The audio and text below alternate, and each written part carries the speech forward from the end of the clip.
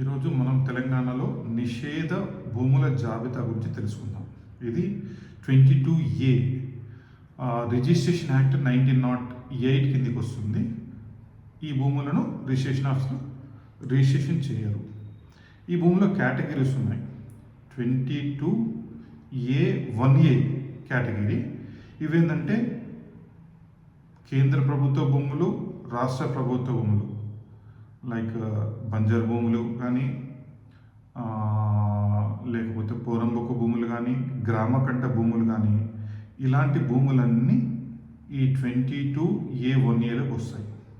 అలానే 22A1B ఇవన్నీ ఏంటంటే దేవాదాయ భూములు,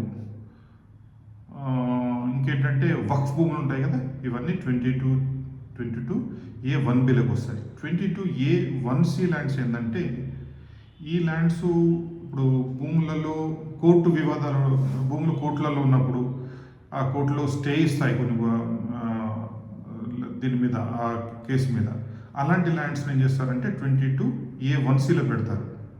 అలాగే ఇవి సీలింగ్ ల్యాండ్స్ ఉంటాయి, అంటే గవర్నమెంట్ తీసుకున్న మిగులు భూములు ఉంటాయి కదా, గవర్నమెంట్ తీసుకున్నాయి, అవన్నీ 22A1Cలోకి వస్తాయి. 22A1D ఏంటంటే ఇవేంటంటే మామూలుగా గెజిట్ నోటిఫికేషన్ తర్వాత తీసుకున్న భూములు ప్రభుత్వం.